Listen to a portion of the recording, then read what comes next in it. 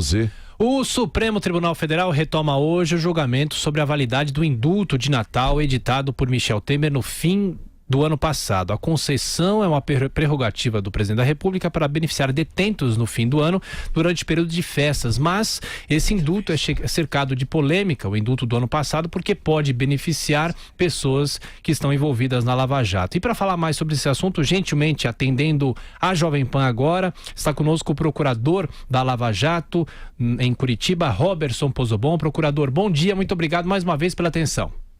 Bom dia, Vila, Thiago e todos os ouvintes da Rádio Jovem Pan. Procurador, de que forma o Ministério Público se preocupa com essa decisão que o Supremo pode tomar? Porque a gente sabe que o indulto é uma prerrogativa do presidente da República e existem críticas de que o Supremo teria entrado nessa discussão, mas de qualquer forma, se esse indulto realmente for concedido, ampliado dessa maneira como se fala desde o ano passado, de que forma a Lava Jato pode ser prejudicada em relação a isso? Perfeito. Bom, o indulto, ele nada mais é do que um perdão presidencial para uma série de réus condenados que preenchem determinados requisitos. O que aconteceu foi que esses requisitos, ao longo dos anos, se tornaram cada vez mais brandos, cada vez mais leves, até o ponto em que, no fim do ano passado, chegaram a um limite insustentável. Por exemplo, os decretos de indulto natalino após a deflagração da Operação Lava Jato. Em 2014 e 2015, se exigia dos réus não reincidentes o cumprimento de 1/3 da pena, pelo menos. Em 2016, primeiro decreto de indulto do presidente Michel Temer, esse limite baixou para 1/4 da pena. Em 2017, ele baixou para inacreditáveis 1/5 da pena, ou seja, 20% da pena é suficiente para que um réu condenado por crimes graves vá para casa, saia da cadeia. Então, não só esse, como outras questões, por exemplo, no decreto do ano passado, deixou de existir um limite máximo de condenação a ser indultado, que antes era de 12 anos, e uma série de circunstâncias levaram a Procuradoria-Geral da República a ajuizar uma ação no Supremo, justamente questionando esses fatores. Essa ação ela foi distribuída para o ministro Barroso, que entendeu por tornar mais rígidos os requisitos do indulto. Então, nós estamos dentro de um caso muito particular de excessivo perdão presidencial para réus que praticaram delitos de toda espécie, sobretudo delitos de corrupção. É algo muito particular. Procurador, bom dia, Marco Antônio Villa, procurador. Deixa eu colocar uma questão para o senhor. Tendo em vista o que o senhor disse, quais são os prejuízos diretos à Operação Lava Jato para esse possível indulto?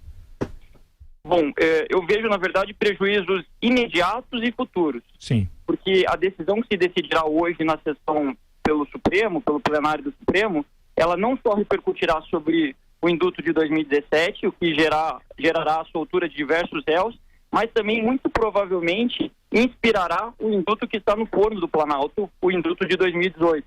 Então, se o Supremo Tribunal revogar a decisão do ministro Barroso e entender válidos os requisitos bem leves fixados no decreto de 2017, e se esse mesma redação do indulto for repetida em 2018, ao menos 21 dos condenados na Operação Lava Jato seriam perdoados e sairiam da cadeia antes do tempo. Então é algo muito trágico para a operação e não só para a operação. Ele passa uma mensagem de que o Brasil não está adequadamente combatendo a corrupção, passa uma mensagem de que a situação carcerária caótica brasileira está sendo tratada a qualquer custo, mediante um libera geral. Deixa eu perguntar uma outra questão para o senhor. Desses 21 prováveis que o senhor... tem algum nome desses que acabaram, por uma série de razões, ficando mais conhecido do grande público? Vou por ordem alfabética. Sim. O primeiro deles é ilustrativo, por exemplo, o ministro Antônio Palocci. Sim. É um réu que chama atenção por já ter sido ministro. Também podemos destacar, por exemplo, o caso de um operador financeiro que foi investigado em diversas operações, não só em Curitiba, como em São Paulo e no Rio de Janeiro. O operador Adir Assad seria o outro beneficiado também pelo indulto.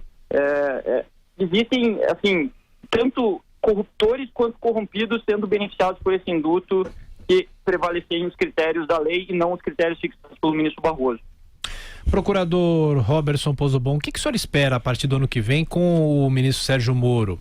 na pasta da Justiça e tentando dar esse foco de combate à corrupção, ampliar o foco de combate à corrupção. Pelo menos, apesar de todas as tentativas do Congresso de não aprovar, por exemplo, as 10 medidas de combate à corrupção, o senhor acha que ele no Ministério, a Lava Jato, de uma certa maneira, continuará fortalecida? Eu acredito que sim. Nós precisamos sempre ter em mente que a Operação Lava Jato ela é um caso grande de investigação de corrupção, mas ela é um caso. Ela tem limites de atribuição, de competência, ela investiga um conjunto limitado de fatos. E sempre falamos isso, ela não tem a possibilidade de alterar o sistema legislativo, que é às vezes muito permissivo ou insuficiente para o combate à corrupção.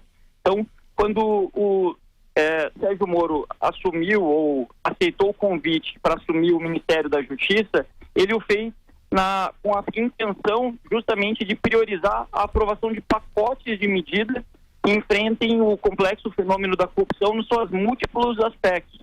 Então, enfrentar a prevenção da corrupção, a busca pela recuperação do dinheiro desviado, a desburocratização do Estado e uma série de outras circunstâncias. E fazendo isso a partir do Ministério da Justiça, com autonomia para fazer isso, será, sem sombra de dúvidas, um grande avanço. E só para a gente fechar, essas tentativas do Congresso, no caso de mudar leis de execuções penais, nessa reta final da atual legislatura, isso preocupa de que maneira o Ministério Público?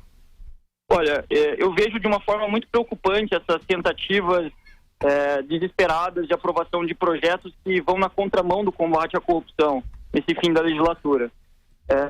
Como nós pudemos observar nessas eleições, houve uma grande demanda da população brasileira ao fortalecimento do combate à corrupção.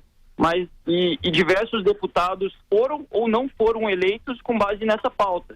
E o que nós estamos assistindo hoje no Congresso Nacional, infelizmente, é a propositura ou a retomada de projetos de lei que estão na contramão do combate à corrupção. Por exemplo, o projeto de lei da ficha limpa, o projeto de lei esse projeto de lei de autoria do ministro, do senador Calheiros, que foi aprovado em 2017 e agora foi retomado com regime de urgência para que seja aprovado, ouvindo-se inclusive acerca de comentários de condicionamento, de inclusão na pauta